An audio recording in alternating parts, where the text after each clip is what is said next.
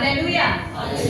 परमेश्वर का धन्यवाद हो। और जैसे हम लोग सबको जानते हैं, आज मिशन संडे है। चेयर आप लोग पीछे रखिए।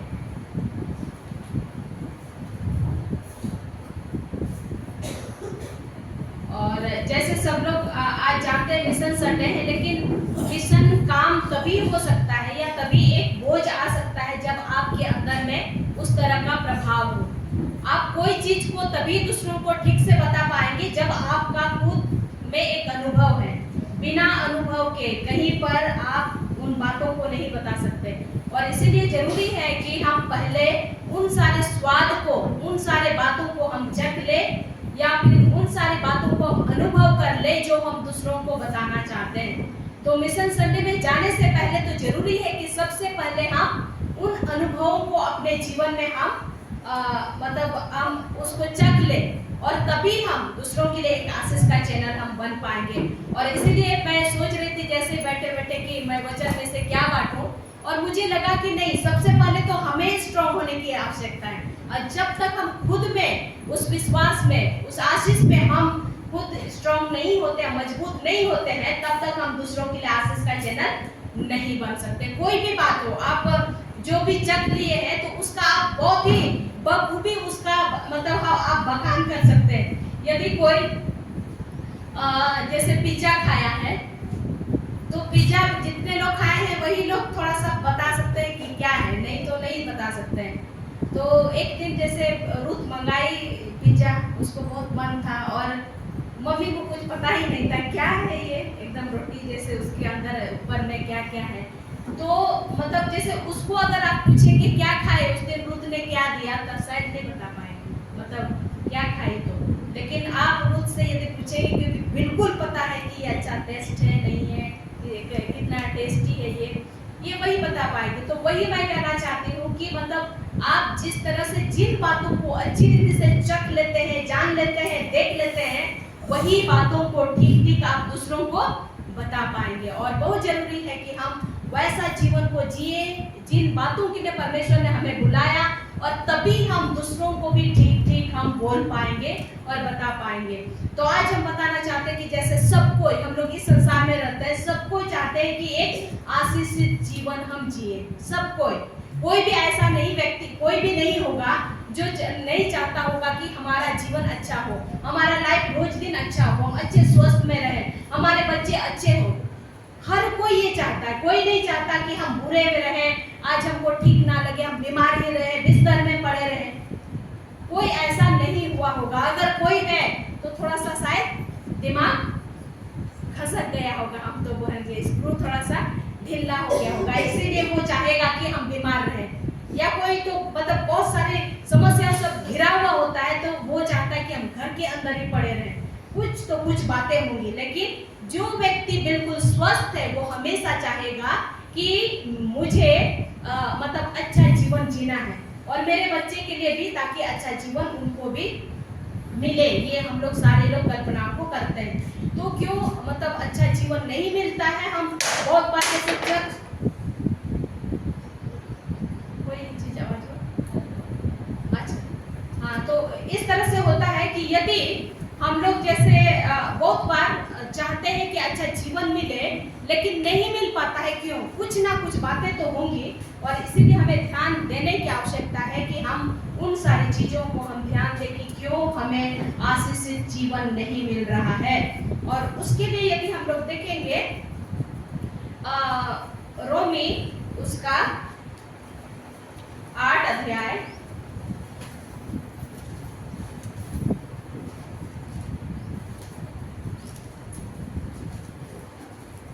उसका 5 से 8 पद तक। रोमी 8 अध्याय इसका 5 से 8 पद तक। और वो इस तरह से लिखा हुआ है, यदि किसी को मिलता है तो आप पढ़ सकते हैं।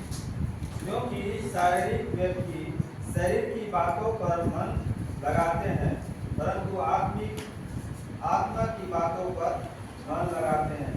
शरीर पर मन लगाना तो मृत्यु है, परंतु आत्मा पर मन लगाना जीवन और शांति है।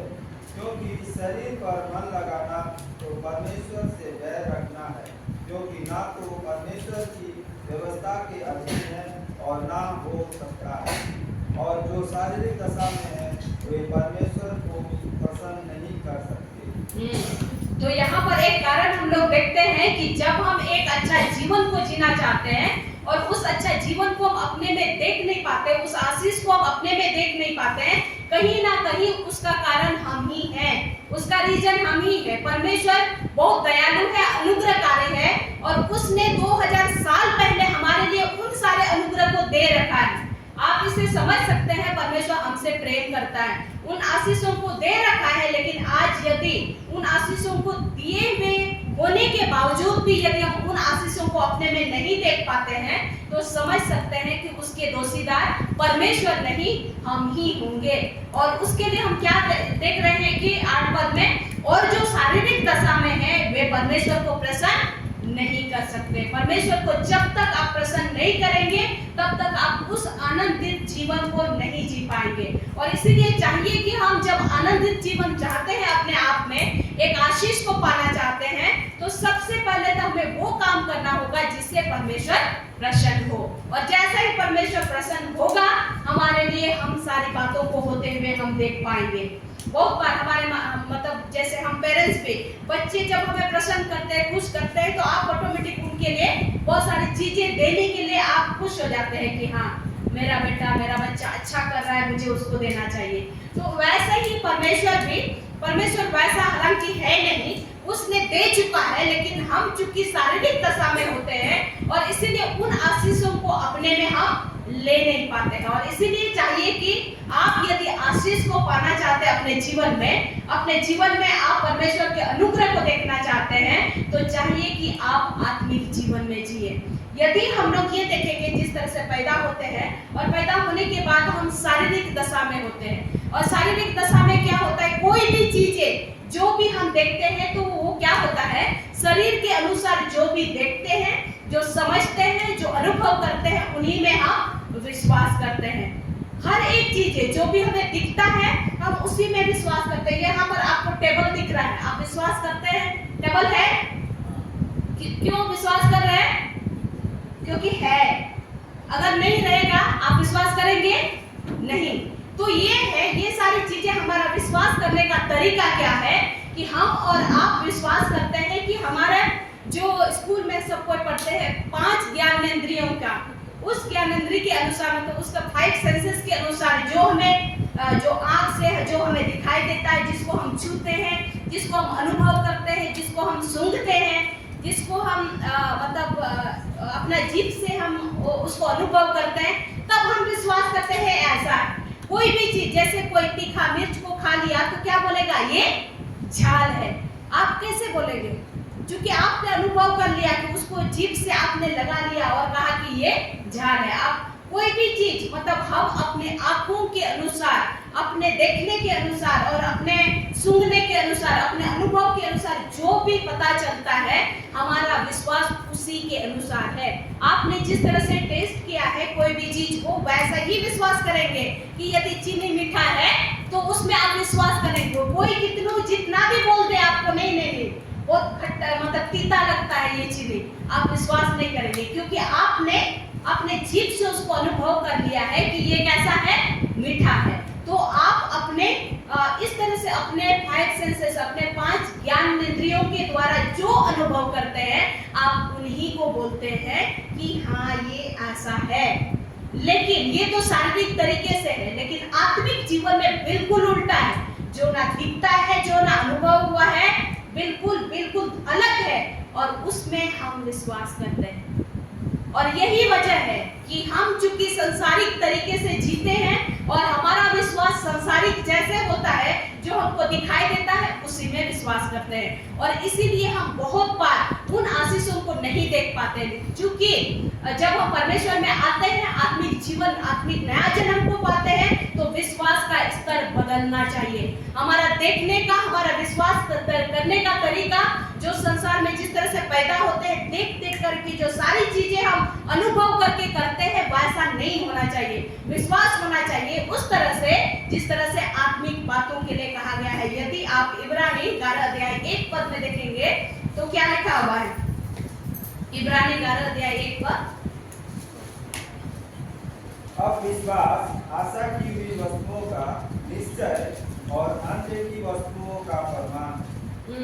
तो हम लोग क्या देखते हैं, इब्रानी 11 में लिखा हुआ है कि अब विश्वास आशा की हुई वस्तुओं का निश्चय, अनदेखी वस्तुओं का क्या है, प्रमाण है। जब आप मसीही बनते हैं, मसीह में आपने अपना जीवन को समर्पित कर दिया है, आपने नया जीवन को पाया है, तो विश्वास बिल्कुल बदलना है।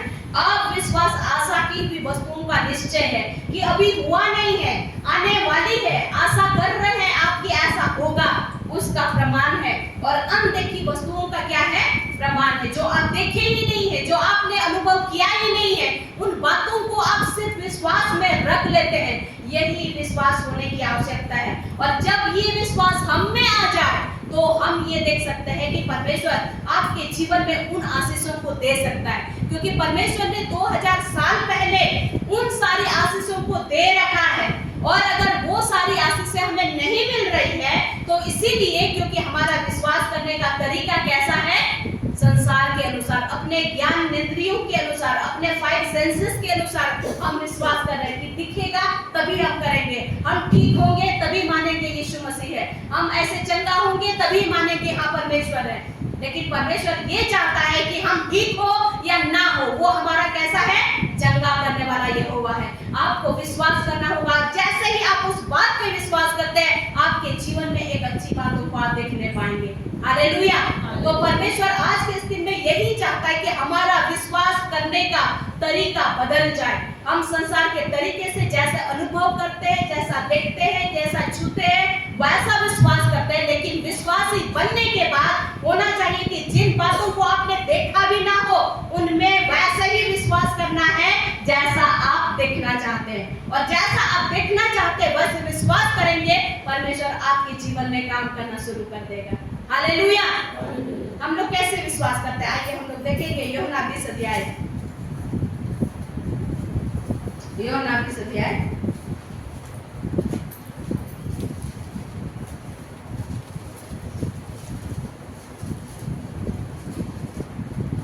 उसका 24 और 24 पद से।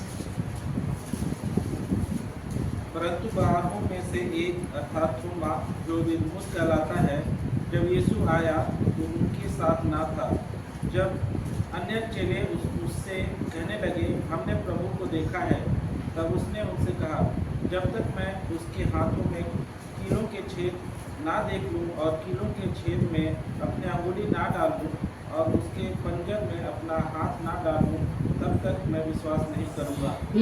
तो हम लोग यहाँ क्या देखते हैं, परंतु 12 में से एक अर्थात थोमा, जो दिदुमुस कहलाता है, जब यीशु आया तो उनके साथ ना था।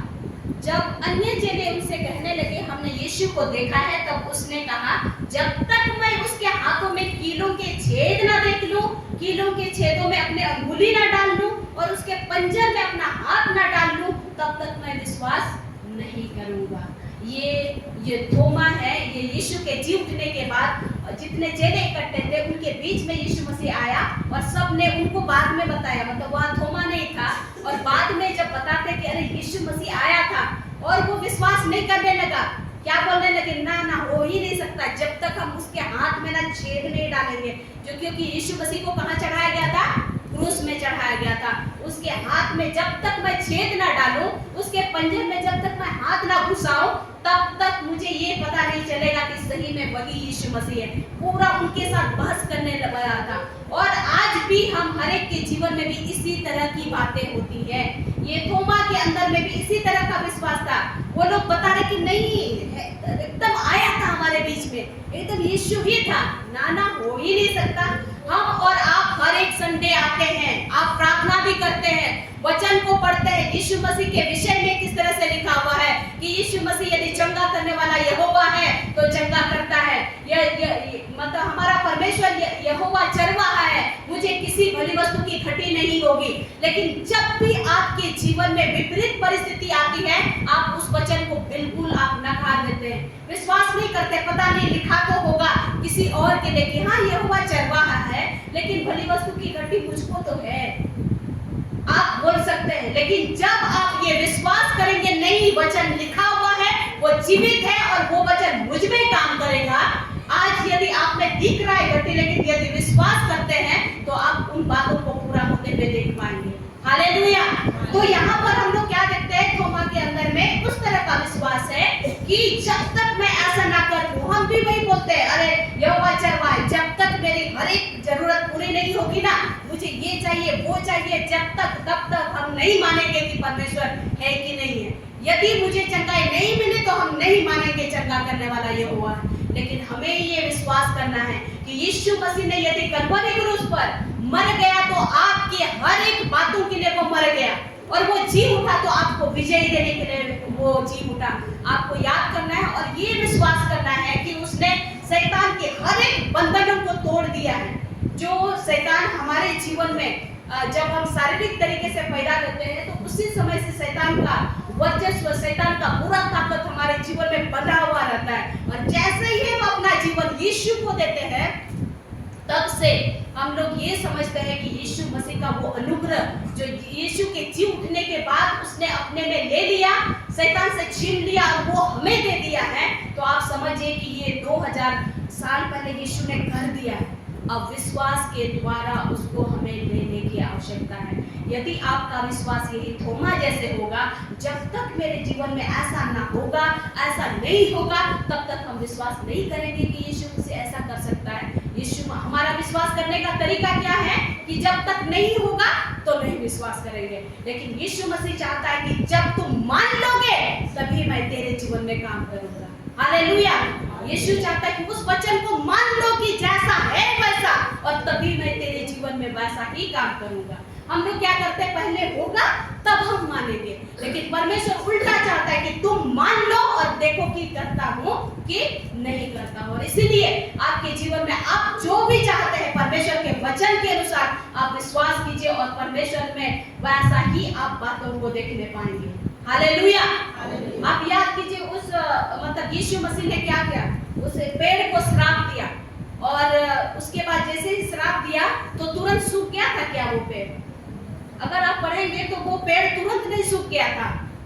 वो क्या हुआ था, दूसरे दिन जब वो लोग उस रास्ते से जा रहे थे, तब एक चेला ने कहा कि यीशु, आपको याद है कल जो आप श्राप दिए थे ना, ये देखिए आज ये पेड़ तो सूख गया, लेकिन सूख गया। वैसा ही जब हम प्रार्थना करते हैं, तुरंत हो सकता है चंगाई ना दिखता, लेकिन जड़ से सूखता है। हालेलुया। जब आप विश्वास करेंगे, उसको आप यीशु के नाम से उसको बोलेंगे, तो आप देखेंगे कि वो जड़ से खत्म होने वाला है। हम तुरंत उसको चाहते हैं कि ऐसा हो, तुरंत बोला गया तो वहां पर वो मतलब सूख नहीं गया था, दूसरे दिन सूख गया। हमारे जीवन में भी वैसा होता है, लेकिन वही सूखने के दौरान हम क्या करते हैं, डाउट करने लगते हैं, नहीं नहीं ये तो हुआ ही नहीं, हमने प्रार्थना किया, हमने ऐसा किया, लेकिन कुछ हुआ ही नहीं।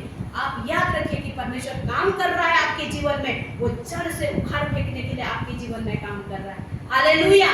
लेकिन उसके लिए चाहिए कि आप उस तरह का विश्वास को रखें जिस तरह का विश्वास को परमेश्वर हमारे जीवन में चाहता है, और तभी हम एक आनंदित, एक अच्छी जिंदगी को हम जी पाएंगे जब आप विश्वास के अपने तरीका को बदलते हैं। यदि आपका विश्वास वही रहा जो देख देख करके जो हो रहा है, तभी आप विश्वास करेंगे, तो उन अच्छी बातों को जो परमेश्वर में रखा हुआ है आप नहीं देख पाएंगे। और इसीलिए हमें उन बातों के लिए विश्वास करना है जैसा परमेश्वर जिन बातों के लिए हमें विश्वास करने के लिए कहता है। यदि हम रोमी नहीं, हम लोग यदि यूहन्ना 20 का 29 को वहीं पर यदि देखेंगे तो क्या लिखा हुआ 29 पद में, 29 पद में यीशु ने उससे कहा, तूने मुझे देखा है, क्या इसलिए विश्वास किया है? धन्य वे हैं जिन्होंने बिना देखे विश्वास किया। हालेलुया।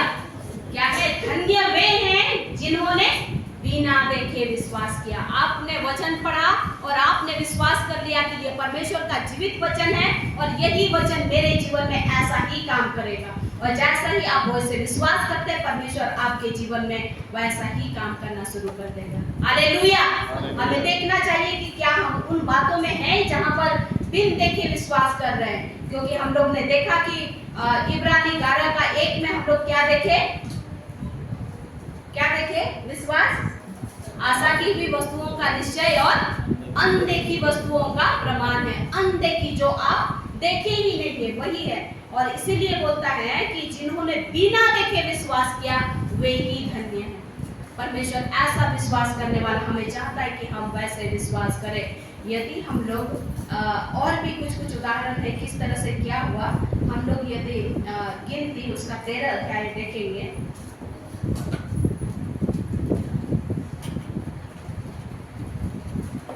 गिनती उसका 13 अध्याय और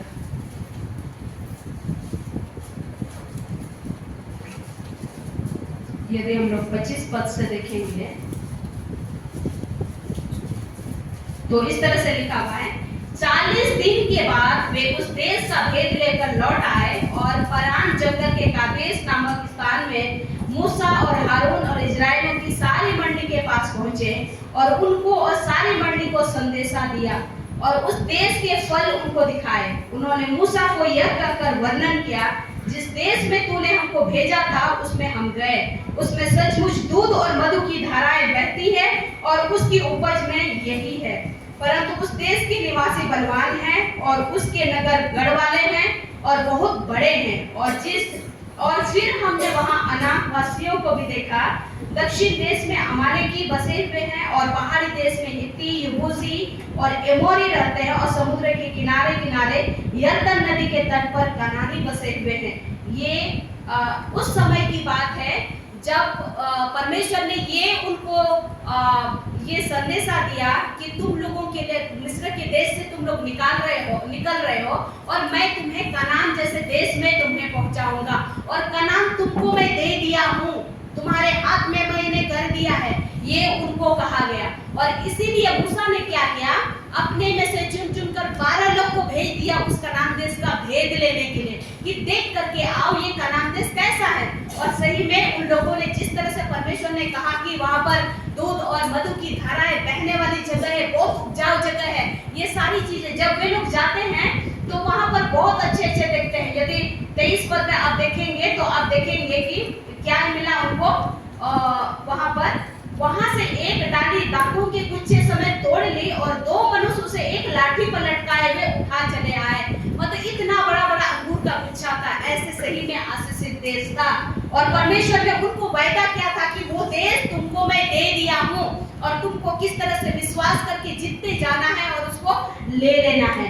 तो वहां पर 12 लोग जाते हैं, लेकिन उसमें क्या होता है, ये लोग इतना डर जाते हैं, जो 10 व्यक्ति उसमें से 12 में से 10 जो थे वे उसका बखान करते हैं कि ये बड़े बड़े वाले हैं। और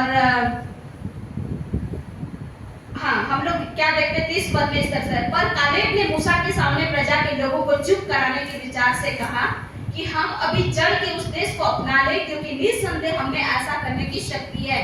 पर जो पुरुष उसके संग गए थे उन्होंने कहा उन लोगों पर चढ़ने की शक्ति हम में नहीं है, क्योंकि वे हमसे बलवान हैं। और उन्होंने इजराइलियों के सामने उस देश को जिसका भेद उन्होंने लिया था यह कहकर निंदा भी की। वो उस देश जिसका भेद लेने को हम गए थे ऐसा है जो अपने निवासियों को निगल जाता है। और जितने पुरुष हमने उसमें से देखे सब के सब बड़े ढील डौल हैं। तो हम लोग यहाँ पर क्या देखते हैं कि 12 लोग गए हैं उस देश में भेद लेने के लिए, कि जहाँ पर परमेश्वर ने कहा कि वो कनान देश तेरा देश हो जाएगा। और वहाँ वे लोग 10 लोग क्या करते हैं, इस तरह से उनका विचार, ये अपने 5 ज्ञानेंद्रियों का इस्तेमाल करते हैं। देखते कैसे हैं, बड़े बड़े हैं वहाँ के लोग, हम तो उसके जैसे उसके सामने में टिड्डे जैसे लगते हैं, छोटे छोटे लगते हैं, बड़े बलवान है। हाँ, देश तो बहुत अच्छा है, वहाँ बड़े बड़े अंगूर के गुच्छे तो है, मधु और दूध की धारा तो बहती ही है, वो आशीष तो है। लेकिन जो लोग हैं, जो हमारे दुश्मन है, वो बहुत बड़े बड़े हैं। और उसके बाद उस पर हम में चढ़ने की, उससे लड़ाई करने की शक्ति हम में नहीं है।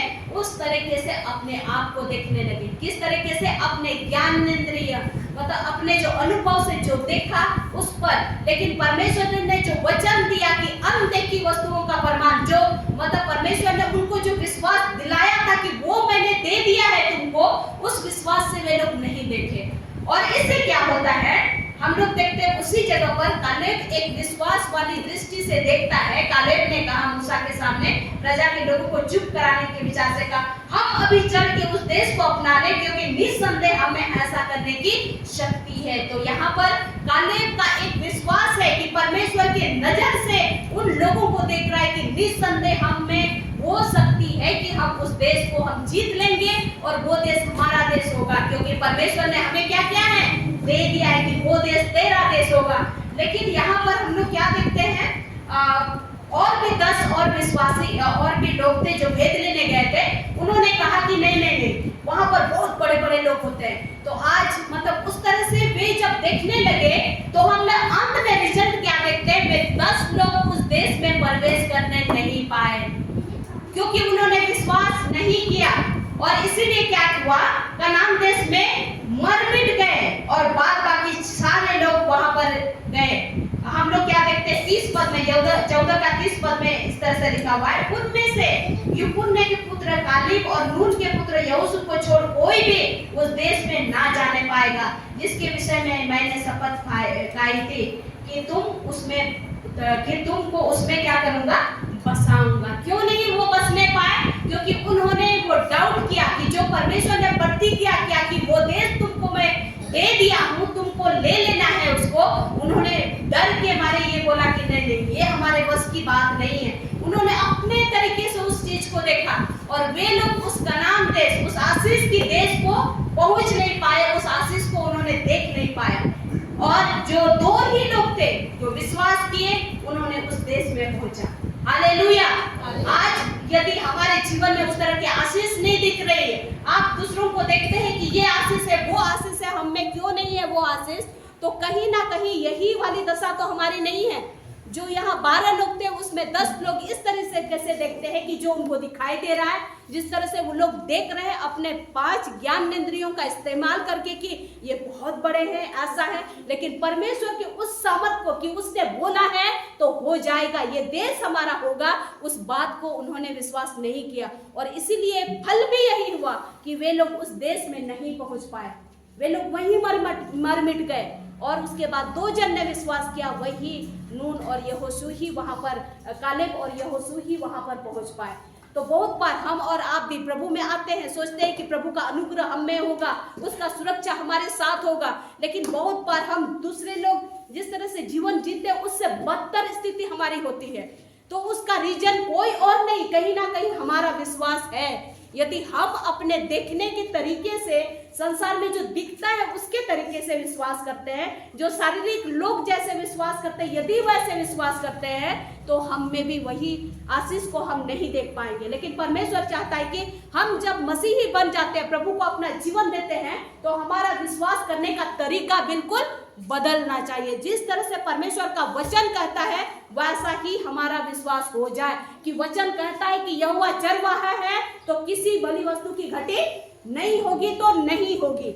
आप यदि ये देखते हैं कि आप यदि बीमार हैं और डॉक्टर ने कोई भी रिपोर्ट दे दिया है कि ये है, कैंसर है, बहुत बड़ी बड़ी बात बोल देते हैं डॉक्टर का रिपोर्ट, हमारे सामने में रिपोर्ट क्या है कि परमेश्वर ने 2000 साल पहले क्या किया है, उसके कोड़े खाने से हम क्या हो गए हैं, चंगे हो गए हैं। तो आप उस चंगाई का रिपोर्ट को अपनाते हैं या फिर जो डॉक्टर ने दिया उस रिपोर्ट को आप अपनाते हैं? बहुत बार जो हमें दिखता है, जो हमें समझ में आता है, उसी के अनुसार विश्वास करते हैं। हाँ, डॉक्टर ने क्या किया है, अपने 5 ज्ञान मतलब वो सेंसस के द्वारा, अपने 5 ज्ञानेंद्रियों के द्वारा ही क्या किया है, जांचा है, उसको ब्लड को अच्छी तरह देखा है, परखा है, और तब जाके बता रहा है कि आपका ऐसा है। लेकिन आप ये याद रखिए कि आप वो साधारण लोग नहीं हैं, आप परमेश्वर के लोग हैं। जब आप विश्वास करेंगे, वचन में लिखा हुआ है कि उसके कोड़े खाने से मैं चंगा हुआ हूँ या चंगे हो गए हो, तो मैं चंगा हुआ हूँ। हालेलुया। डॉक्टर का रिपोर्ट आपको जो भी बोले, लेकिन बहुत बार हमारा विश्वास क्या होता है, ज्यादातर डॉक्टर का रिपोर्ट, दूसरे लोग जो रिपोर्ट बताते हैं, यहाँ दर्द हो रहा, वहां दर्द हो रहा, उसका विश्लेषण जो दूसरे लोग देते हैं उसी पर हम ज्यादा विश्वास करते हैं। और इसीलिए क्या होता है, हम भी वही मतलब रोने वाला जीवन को जीते हैं, वैसा जीवन को जीते हैं कि हमारे पास कोई आशा है ही नहीं।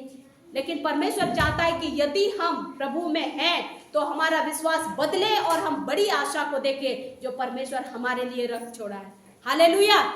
और इसीलिए परमेश्वर चाहता है कि आज के दिन से हम अपने विश्वास करने के तरीके को बदल दें। हम संसार जैसे देखता है, जैसे सोचता है वैसा नहीं, लेकिन उस आत्मिक तरीके से हम विश्वास करें जैसा परमेश्वर हमें चाहता है। और जैसे उन्होंने विश्वास किया वैसा ही उनके लिए हो गया। जो लोग विश्वास किए वे कनान देश में पहुंचे, उन आशीषों का वे भागीदार बने जो परमेश्वर ने उनके लिए रख छोड़ा था। हम भी यदि उस तरह का विश्वास को रखेंगे, आप उन तरह के आशीष को अपने जीवन में, अपने घराने में, अपने बच्चों में देख पाएंगे। Hallelujah, hallelujah. बच्चे लोग संडे स्कूल के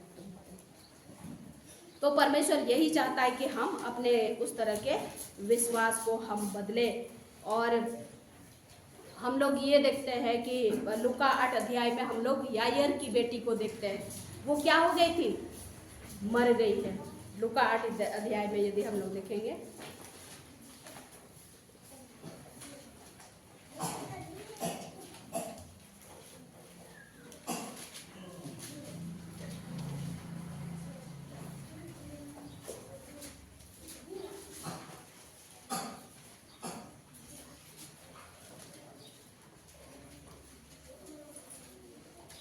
आठ अध्याय उसका 40 पद से है यायर की बेटी का। लेकिन हम लोग यहाँ पर क्या देखते हैं 49 में, उसका 8 अध्याय का 49 पद में इस तरह से लिखा हुआ है। वो यह कह ही रहा था कि किसी ने आराधनालय के सरदार के यहाँ से आकर कहा, तेरी बेटी मर गई है, गुरु को दुख ना दे। यीशु ने यह सुनकर उससे उत्तर दिया, मत डर, केवल विश्वास रख तो वो क्या हो जाएगी? बच जाएगी। हालेलुया। तो कोई भी बात, कोई भी रिपोर्ट आपको संसार के तरीके से मिलता है तो आप उसमें विश्वास नहीं करना है। यहाँ पर हम लोग देखते हैं कि यायर बहुत ही विश्वास के साथ वो परमेश्वर के यीशु मसीह के पास गया था। लेकिन जैसे ही वो यीशु मसीह को न्योता दे रहा था कि मेरे घर आइए, मेरी बेटी क्या हो गई है? मर गई है, बीमार है। और उसके बाद तब जाके उनको रास्ते में ही ये मिलता है कि यायर तेरी बेटी क्या हो गई है? मर गई है। लेकिन यीशु मसीह का कहना है कि मत डर, केवल विश्वास रख तो क्या हो जाएगी? बच जाएगी। हालेलुया। तो परमेश्वर आज उस तरह का विश्वास को हमारे जीवन में देखना चाहता है, ताकि हम विश्वास करें कि मतलब यीशु मसीह क्या कर सकता है आपके लिए। उसने कलवरी क्रूस पर और मतलब वो 2000 साल पहले सब कुछ कर दिया है। आपको इस चीज पर विश्वास करना है। और जब आप विश्वास करते हैं तो उन सारी आशीषों को आप अपने जीवन में होते हुए देखेंगे। और जब आप उस जीवन को अपने में जिएंगे, अपने आप में अनुभव करेंगे, और तभी आप दूसरों के लिए भी आशीष का चैनल बनेंगे। तभी आप दूसरों को बोल पाएंगे, नहीं, मेरा परमेश्वर चंगा करने वाला परमेश्वर है, मेरा परमेश्वर आपकी हर घटी को पूरा करने वाला परमेश्वर है। आप उस तरह से आप उनको चैलेंज दे पाएंगे। यदि आप ही ऐसा चिंताओं में ग्रस्त, आप ही ऐसे देखते हैं कि पता नहीं परमेश्वर ये प्रार्थना सुनता है कि नहीं सुनता है, आप ही डाउट में हैं, तो आप दूसरों को नहीं बता पाएंगे। तो बहुत जरूरी है कि वो जीवन हम खुद जी ले, और तभी हम दूसरों को हम बता पाए, और तभी हम दूसरों के लिए आशीष का चैनल बनेंगे। हालेलुया। और इसीलिए परमेश्वर चाहता है कि पहले हम विश्वास करें। यदि हम लोग देखेंगे मर्ता और मरियम की जो भाई था वो क्या हो गया था? मर गया है। और उसके बाद उन्होंने खबर दिया कि जल्दी आइए हमारे यहाँ, लेकिन वो समय पे नहीं पहुंच पाता है। हम लोग देखते हैं यीशु मसीह नहीं पहुंच पाता है। और जब तक वो पहुंचता है तब तक पता चलता है कि क्या हुआ है? लाजर मर चुका है। और मर चुका तो है ही, उसके बाद वो दफना भी चुका है। लेकिन यीशु मसीह तब आता है और उनसे मिलता है, और उन्होंने क्या कहा कि कहाँ है तेरा भाई? तो उन्होंने क्या कहा? क्या कहा उन्होंने? यदि हम लोग देखेंगे यूहन्ना उसका 11 अध्याय में हम लोग ये 38 पद से देखेंगे तो इस तरह से लिखा हुआ है, यीशु मन में फिर बहुत ही उदास होकर कब्र पर आया। वो एक गुफा थी और एक पत्थर उस पर रखा था। यीशु ने कहा, पत्थर हटाओ। उस मरे हुए की बहन मरता उसे कहने लगी, हे प्रभु, उसमें तो अब दुर्गंध आती है, क्योंकि उसे मरे 4 दिन हो चुके हैं। यीशु ने उनसे कहा, क्या मैंने तुझसे नहीं कहा था कि यदि तू विश्वास करेगी तो परमेश्वर की महिमा को देखेगी? हालेलुया। यदि तू विश्वास करेगी तो परमेश्वर की महिमा को देखोगी। यहाँ पर हम अपने सेंसेस के मतलब अपने जो ज्ञानेंद्रिय हैं उसके अनुसार, उसके सोच में क्या है, मरता मरियम क्या सोच रहे हैं, 4 दिन हो गया है, कहाँ है, कब्र के अंदर में है, अब तक क्या हो रहा होगा, सड़ रहा होगा, कब्र के अंदर में पूरा गर्मी है और तब तक तो सड़ रहा होगा।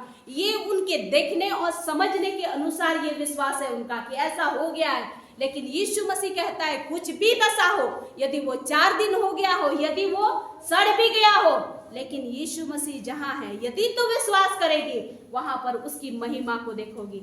हालेलुया।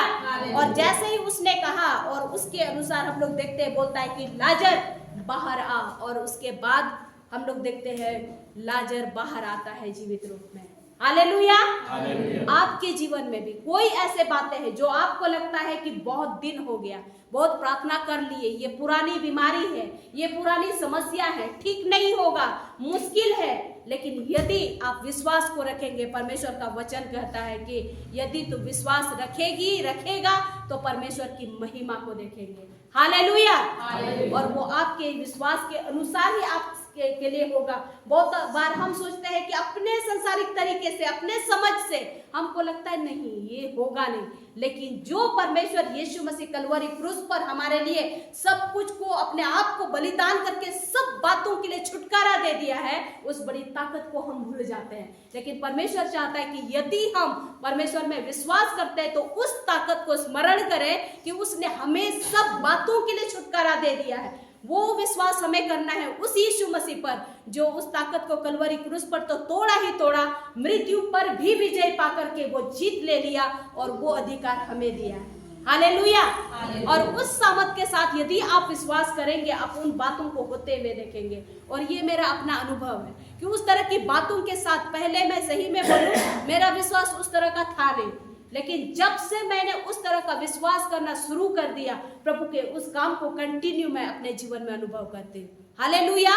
और इसीलिए मैं बोल सकती हूँ कि आप यदि वचन पर विश्वास करेंगे, परमेश्वर आपके जीवन में वैसा ही काम करेगा, हर एक बातों में आपकी वैसे ही मदद करेगा जिस तरह से आप विश्वास करेंगे। उन्होंने विश्वास किया, लाजर को हम लोग देखते हैं जीवित रूप में। और यदि हम लोग देखेंगे अब्राहम को क्या प्रतिज्ञा दिया कि तुम यहाँ से निकलो और कहाँ जाओ, अपने देश को छोड़ करके, सारी चीजों को, संपत्तियों, सारी चीजों को छोड़ करके वहां जाओ और मैं तुम्हारे लिए हर एक चीजों का वहां उपाय करूंगा, तुम्हें आशीष का पिता ठहराऊंगा। और उन्होंने उसी वचन पर विश्वास किया कि परमेश्वर ने क्या कहा, और उसी वचन पर विश्वास करते हुए हम लोग देखते हैं कि अब्राहम आगे जाता है और उसी विश्वास के अनुसार उनके जीवन में एक बड़ी आशीष को देखते हैं। यदि हम लोग रोमी उसका 4 अध्याय में देखेंगे क्या लिखा हुआ है, रोमियो उसका 4 अध्याय